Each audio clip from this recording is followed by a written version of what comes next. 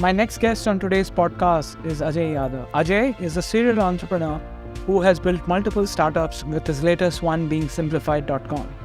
Simplified is an AI marketing and a content platform which is really creating waves and capturing big markets. Ajay has also built another startup called Roomie, which is enabling students and other individuals who are looking for roommates, and is predominantly based out of New York, but also present in many other cities as well.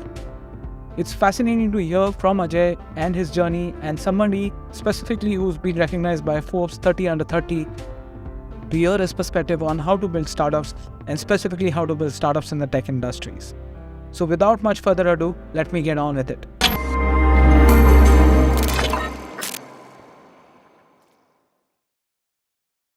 Hi Ajay, welcome to Masters Decoded Season 3. Really glad to have you on the show today. Thank you for having me. I'm excited to be here. Ajay, when I looked at your profile, at that age which you are at, I probably was doing something very different. And I'm sure a lot of other people at my age will be thinking, okay, how did Ajay run two startups and also take time out for many other things I'm sure we will talk about. But, when I look at your profile and when I look at your background, like if you can take a step back, who was Ajay as a child? What was he thinking? What was he doing? And what were his passions at that time? Yeah, it was kind of crazy actually. When I go back in time, the time in India, I grew up in India. I moved to States when I was 17. Okay. I think most of my time spent in failing a lot. Like I just failed a lot. I had in my high school, 12th grade in India twice. Oh, wow. Did multiple, small projects, beyond that. And so and failing has, been a journey and taught me so much about what not to do, and, was also passionate about not building actually companies, actually about getting a job. Actually, it's kind of crazy. I grew up very typical mindset that, you grow up and you go to school, you have great grades and you get a job, and then, hopefully you can run in life. Entrepreneurship wasn't for me, even though my dad is an entrepreneur, but I think somehow I got the bug by failing a ton. And when I was failing, I realized that maybe, I should just try different things. And one of them was trying entrepreneurship with a couple of different projects that I worked on. But yeah, the journey has been just trial and errors and building what I love the most. Yeah, which part of India did you come from? I grew up in Delhi, actually. Okay. So I moved to Pennsylvania, random place. How did the journey to Pennsylvania start about? Like you failed twice in your 12th grades, which is high school grades. So how did that journey begin and, land up in US? I think that was the start, right? Because I failed, so my family thought I wouldn't be able to compete at the, IXs and all the great schools in India. I wasn't fit for that. I just didn't like. I think I realized I didn't like sitting in the classroom and just spending my time and learning stuff. I enjoyed, building and doing more after the classroom. So I think failing means, you got to go somewhere else if you want to be someone. So my dad suggested that, hey, you know what, maybe you should try abroad, because it does seem like you might be a fit here and you might do pretty well. You might get crushed by all kids at 99.7%. You have to maintain the kind of journey at the top of that. And then our dad told him that he knew someone in Pennsylvania, a random place, because Indians don't generally go to Pennsylvania. They would go to big cities in the US. Yep. No idea, but it all turned out to be great. Yeah, it's a random story in how I ended up here. Correct me if I'm wrong, when I've looked and my team have looked, your first startup was Roomie. That's how it all started. Yeah, I actually built something else. Roomie is more visible, but I ended up building my first company as a development shop. Like literal, 15, 17 years ago that I don't talk much about. I was just building websites. Okay. So I was in college and people would often ask me, I would ask them if you need a portfolio or you need like a small site, and I would build them. So I'll build the team in India, and I was in college in New York by then, and we would just build small websites, just like WordPress style and HTML basic stuff. And then we ended up building some bigger projects as well. So that was the first start how I got into all this technology and building stuff. But yeah, Rumi was my first Oh, real, I'd say, yeah, that's journey of a official startup. on LinkedIn. That's the official on LinkedIn. So It's official, yeah. yeah. So how did that journey of building something like? Did you learn programming? Did you have affinity towards programming that got you to start your first company, which was building websites for others? Like, how did that begin? I mean, I'm a computer science major, right? So I did computer science in college, undergrad. So I think that was the start where, I just loved technology growing up, just somehow just loved it. Being in India, tech was something, you just, I guess, love. And that turned into this, someone asked me, hey, you can build a website. And I'm like, yeah, I think I can. And I made $1,000 or $2,000. I was just 17, 18 years old, right? That was a lot of money in the US back in the day. See, it still is a lot of money in the US. So that turned into like, hey, maybe I can do something here. I ended up hiring a bunch of engineers and we just built sites. And that led to all of the companies I built was this basic building block of like, how do you build basic sites and how do you work with clients and how do you help them grow their marketing. So SEO was the thing that we did. Like you sell all these services because you sell one service, right? You want to stack up the revenue stack so you can make more money per customer. I did not know back in the days, but definitely makes very clear now what it is.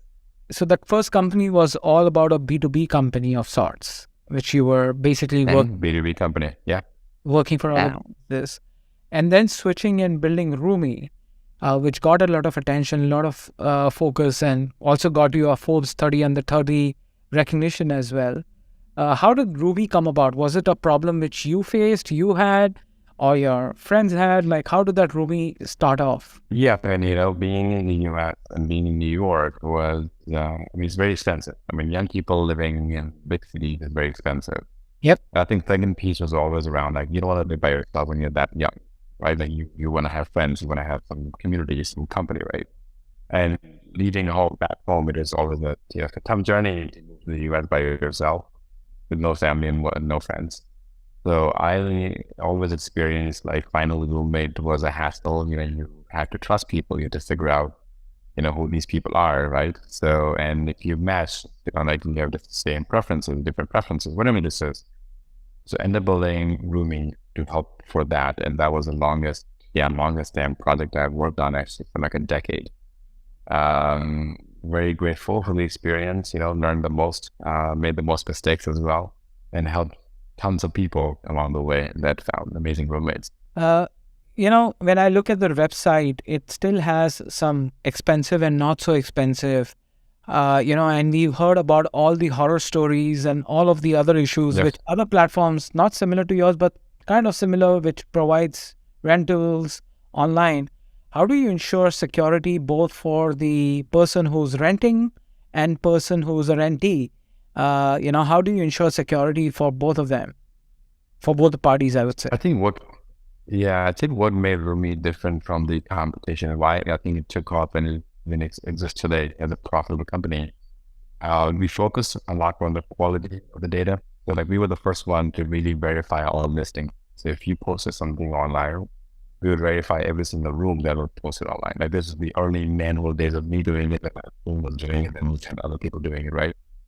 And then we ended up building these sort of features that were very safety driven. I think we were the first company to launch background checks for roommates. I think we were actually the first company in our roommate sharing space. So we added that feature. So we ended up building a lot of tools and features that made sure that, hey, we can weed out the bad actors, really focus on the people, really focus on the rooms and so the quality made what it is. And I think that's what gave people a sense of safety and security.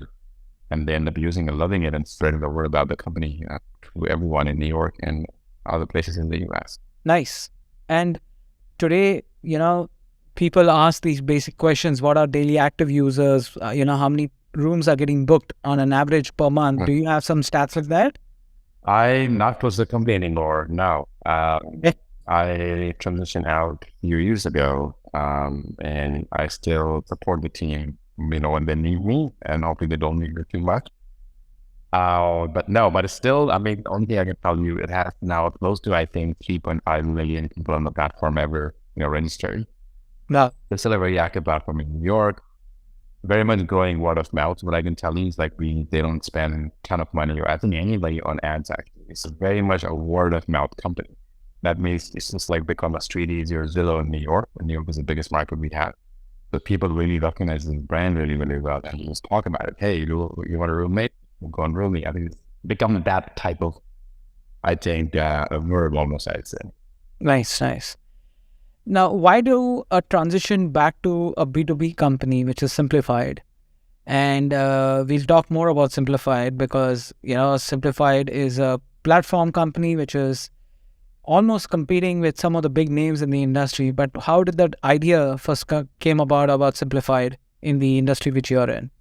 This is really very interesting. I think, as we're doing this podcast, right, or Zoom podcast, it's a video podcast, right? Everyone is creating content. You're creating content. I'm creating content, right? And I think early days I realized the power of content creation. And back in the days, it was not so much that people were still getting online. People are still getting online today, even with AI and whatnot, right? And a roomy first-hand experience that I got that if you're growing a consumer brand, a consumer company, you need to market a ton. You need to create a lot of types of content. That's social content and doing blogs, maybe SEO content.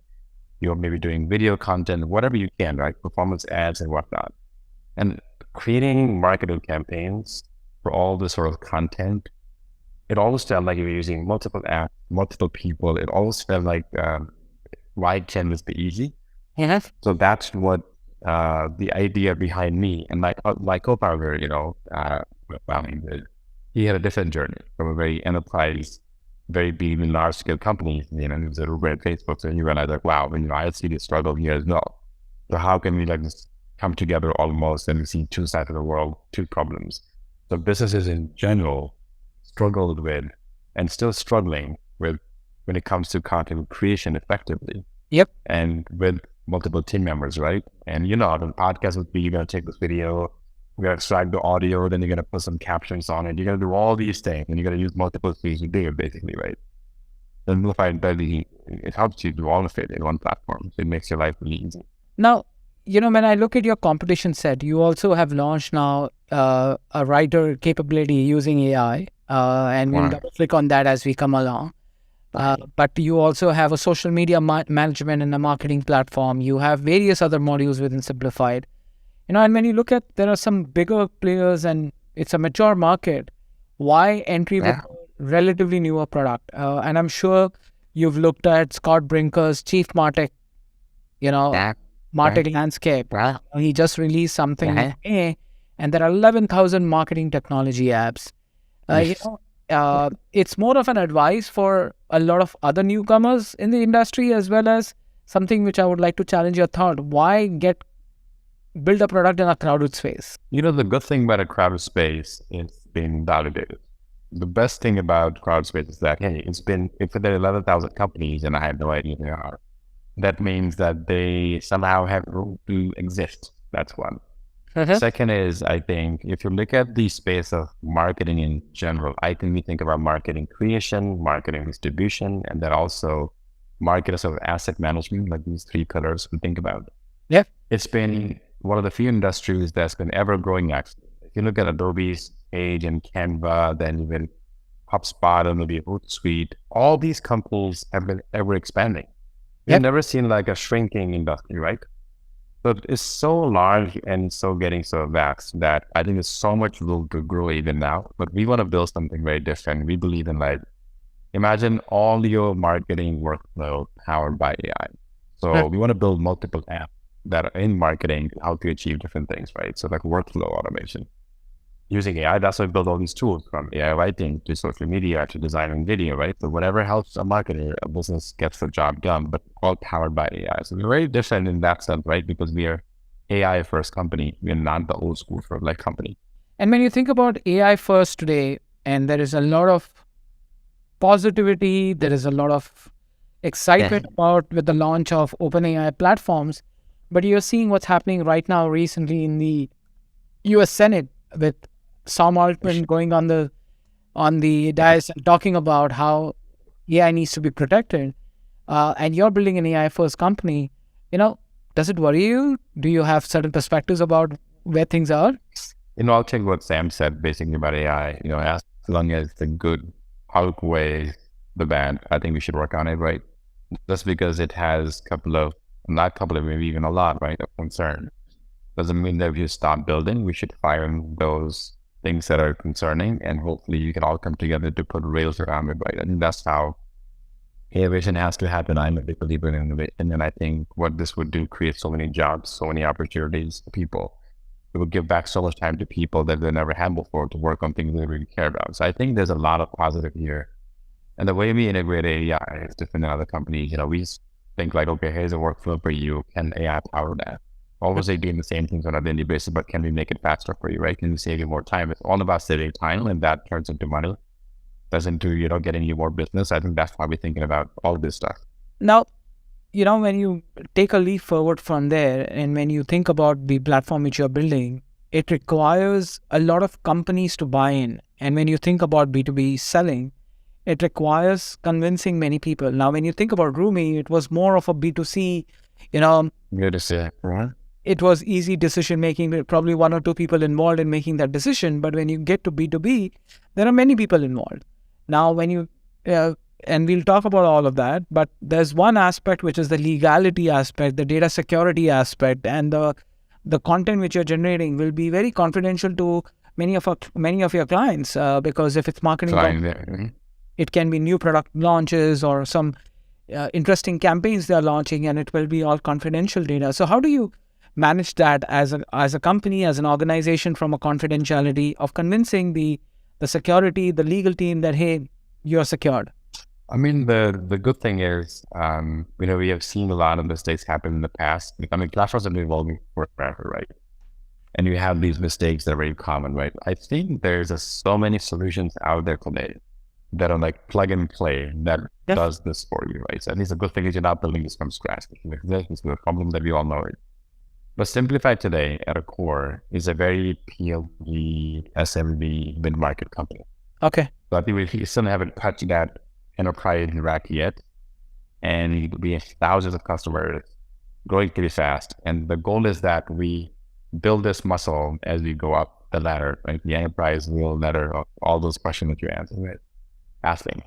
So I think we're still in the journey of building that out, but our growth is just so fast that whatever we do in the AI innovation, everything you're doing is just doing faster than a normal company actually. We execute maybe 3 or 4 or 5 times faster than a regular company do, because of the technology that's, I guess, accessible to us today's age. And Simplified, focusing on SMB and micro companies, allow you to be a little bit nimble and agile, as well as if you think about SMB space, it's such huge.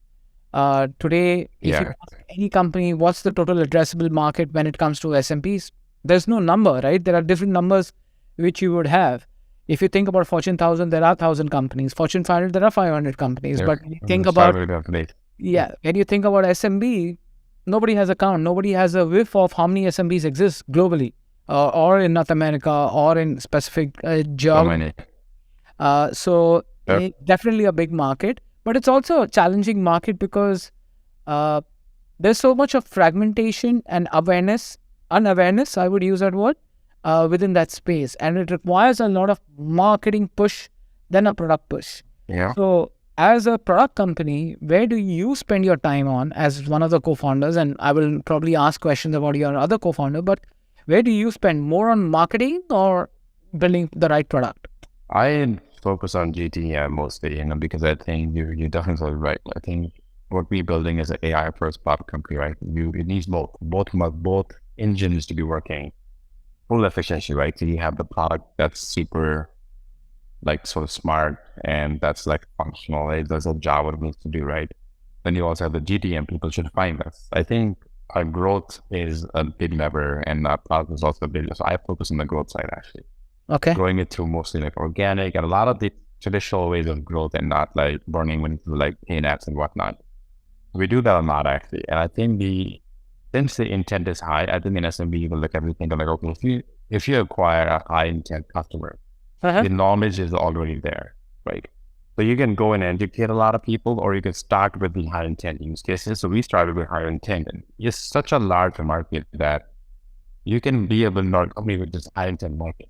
By the time you get to education part, well, you can go and spend the money, right? But you don't have to start I think day one thinking through, hey, how do I spend dollars on like educating? You don't have to do that anymore. I think there's other people who've done that maybe for us, right? I think there's enough, big enough market to capture this on a high intent basis.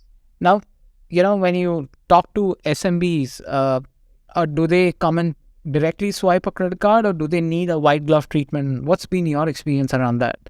It's very self-serve. It's very self-serve. I think a couple of companies in the world that have done really well. Like Imagine is one of them. Like Imagine does such a good job in that. Just go and buy what you need. You can expand your seats. You can buy all these tools, right?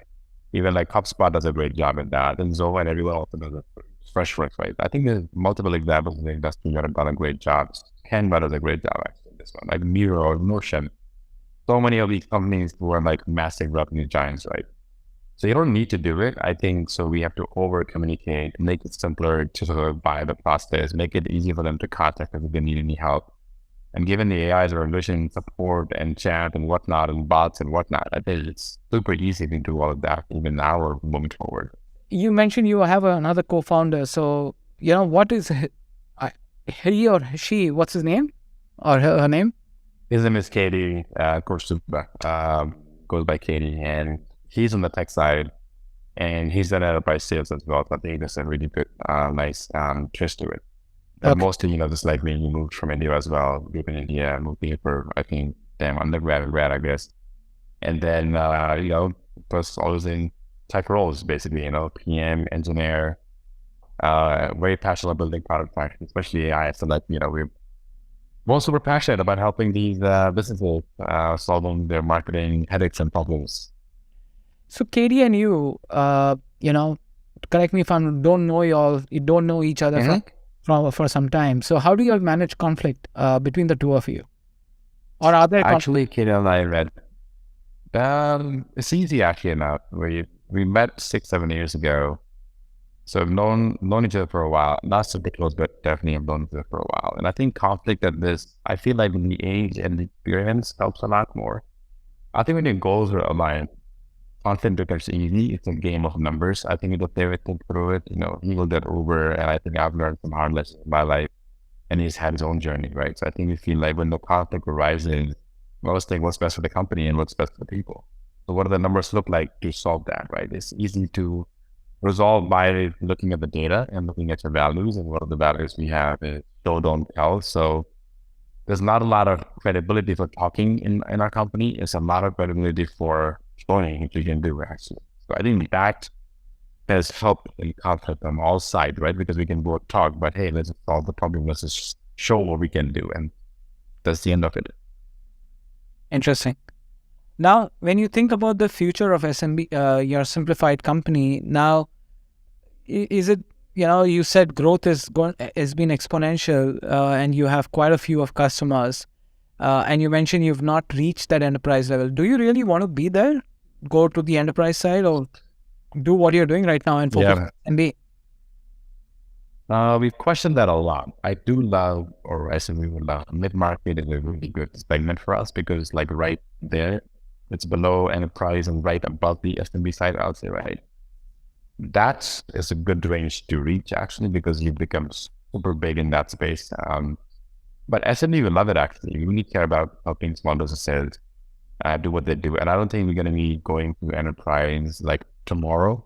It will take time if you end up doing it actually. But we're enjoying the journey so far because we have a lot of flexibility in the growth side. It's P&G, bottom-up growth, simple engine actually to work. And even the tools we have, we get a ton of traffic. I mean, we're growing like crazy actually year over year. So it's like, we don't have to think too much about it, right? So we just have to focus on existing customer base and what do they need to do more and save more time and be more productive. Yeah. And it's interesting you say that because if you think about it in an enterprise side, they have the horsepower to go ahead and use LLM capabilities and try to go ahead and do a lot of automation on their own.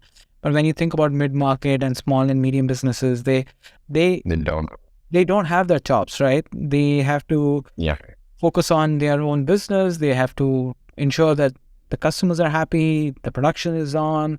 They have their own set of challenges, but they don't have they can't afford to invest a lot in the technical jobs, which an enterprise can afford to do that. And I think a company like yours can help. But, when you spoke about, okay, how the genesis of this entire product company came about, you saw the advent of content and people generating content like this podcast. But why content as a subject? There could have been many other things which you could have focused on. True. I mean, I think we looked at, because creation is where, see, publishing is, I would say, really easy, right? There is a need to look at the marketing tech that's after the publishing happened, the analytics and the automation, blah, blah, blah, right? I think I realized we there's something in workflow where the collaboration is a piece of it, right? And because we realized that when we're creating a content campaign, we need to sort of even look at us getting together, right? There's like 2 or 3 people involved in this conversation, right? Yep. There's people involved when it comes to content creation, and they would be involved even after this podcast is done and you're going to do something with it, right? Yep. So that piece is where we can do the most. We believe in collaboration. We believe in workflow. We can do this better. We can connect everyone, any stakeholder, and you feel a lot of value out of it, right? So I think we inherently believe that everyone on this planet will create content. Every business deserves to be online. Every small business, mid-market, no matter what your business size is, right? Yep. You should be online. You should be educating your customers. You should be finding more customers. You should be making more money, right? You should be hiring more people. But all of this starts with creation. That's the hardest problem to solve because it has multiple stakeholders. And, we're passionate. I mean, I personally create content. I'm pretty active on LinkedIn. So those personal experiences are also pretty helpful to solve the problem. And when I see your website today, you have multiple of these apps which you all have created.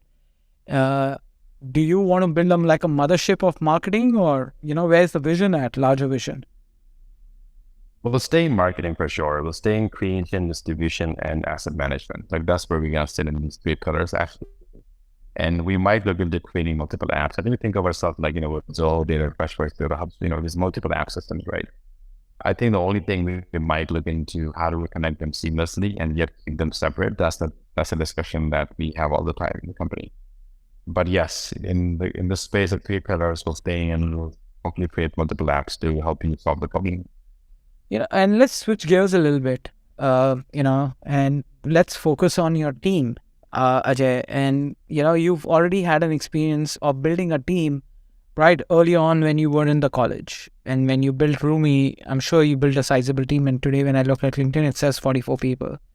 Now, when you come and build a net new organization, and especially in a very highly competitive space where skills like AI and data scientists become too precious and too pricey, especially for a startup, how do you build a team for a startup like yours? I mean, one thing I think a plus point maybe in our lives have been, here I've both built companies, multiple companies. So we learned a lot, but we made a ton of mistakes in team building, who to hire, who to fire, then keep, how to manage people, right? Like all those hard lessons where we all struggle as human beings, and you make a ton of mistakes, how do you manage your emotions? How do we do this? How do we get feedback? How do we ask for advice? And all this good stuff, right? But you learn through the hard lessons in life. I think I've gone through a lot of those at Katie as well. And I think through that, since we work with so many people, in the past, in 12, 14, or for me, 15 years of my life, actually, we've also met kind of people. Yep. So I think it was a journey of where we didn't get everything right with people, but wherever we got it right, we had these connections built up that helped us hire this new set of people, actually. Then some of those people joined us again in our journey, that joined us in our previous endeavors. So I think that's been the easy piece, actually, because of just being in the industry for so long and having so many connections and whatnot. And also, we saying that people, when you hire people, everyone is setting a dream, right? That, hey, I would do X, Y, Z. So when you can show that, hey, I've done it actually, and we can do it again better because we've learned so many things and so many lessons from our lives. So I think it gives them a boost, like, okay, this is more like a show, don't tell. They trust you more. They have more faith that maybe this would pull off to be a bigger company. Yep. And whatever the outcome is. So it's been an easier journey than in the last ones for sure, but it's not the easiest one because you're right, it's highly competitive market. So we had to hire people. We kept everything abroad, actually. So most of our team is based globally. Okay. So that is like Mexico and India, and Poland, and Bangladesh, and the US. So we kept our costs low. We hired amazing people. We paid them really, really well, gave them good equity. So I think it's like a balance of like they're winning as well. We also winning. So we want to keep, I do believe that startups, unless they reach 5 million ARR or they rate maybe 30, 40 million in capital, they shouldn't hire people with a high bar, no matter where the country is in the country, right? But the bar should be low because the chances of failure are super high in the early days. Yeah, because if they fail, they are going to have a serious repercussions on people's lives and careers as well at the same time. Yeah. But you've been blessed, and your co-founder Katie has been blessed that y'all understand technology. So y'all can do many things on your own. But let's say a non-tech founder, who doesn't understand but has a great idea, how do they go about? Because either hire a team or hire a co-founder who's a CTO, for example. What would your advice to them? This question I get asked a lot actually, and I think my advice has been fairly simple and straightforward. That if you're not technical, I advise not to spend time finding a co-founder. I think I advise him to build a no-code app to start with, because most apps today can be built in no-code applications, and they might not scale, and you can come up with 15 things that they don't do, right? But who's using it? You have no user base, 0 people using it, right? So I think the best thing to do is build something, because I think technical people do appreciate the work you have done and the idea behind the vision behind your company. So it's much better if you get to recruit someone and say, hey, I built this on no code and look at how they're growing. And I now want to build this into a partner who can help me build this in a custom code, right? But they can see the vision. It's easy to see the vision and the numbers. What you're saying is true, or maybe you're saying it's not true, right? Yeah. So I think it's like actions over ideas.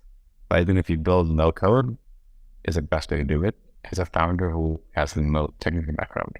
Ajay, it's fascinating to hear about, at that age, the kind of experience you bring in.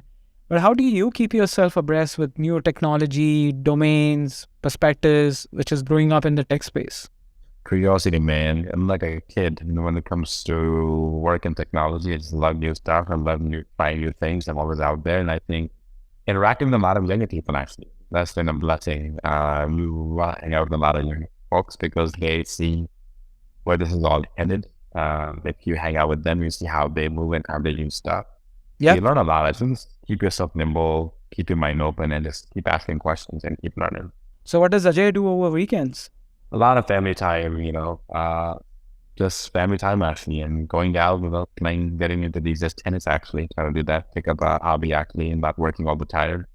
Working out, reading, hiking, must to be in LA. So LA has a lot of great hiking spots. So you do that stuff. Just relaxing, I think, try not to get burned out. So, take some breaks. So like how you exited out from Rumi, is there plans like build it to a certain level and then exit from Simplified?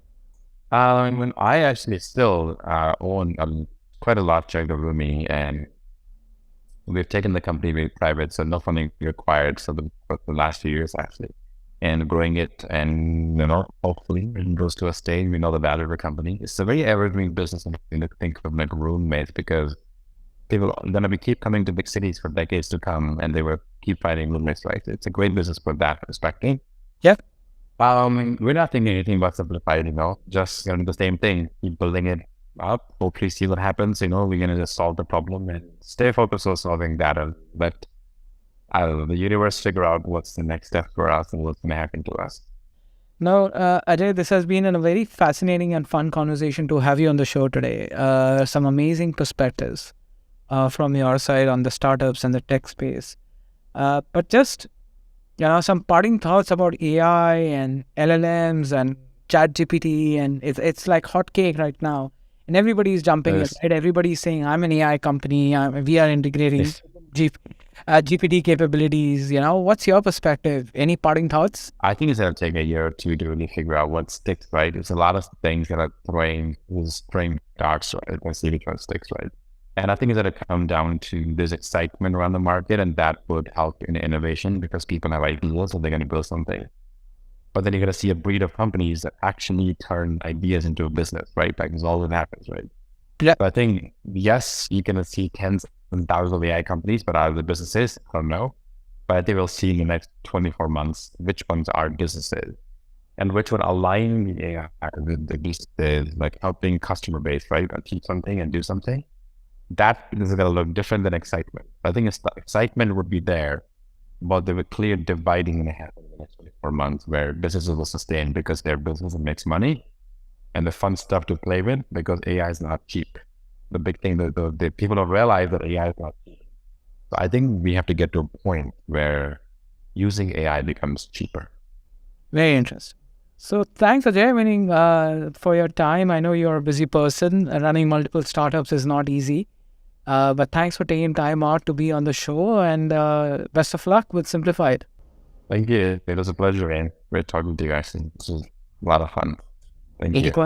Likewise. Take care and stay safe. We'll meet sometime in the future. Bye-bye. Definitely.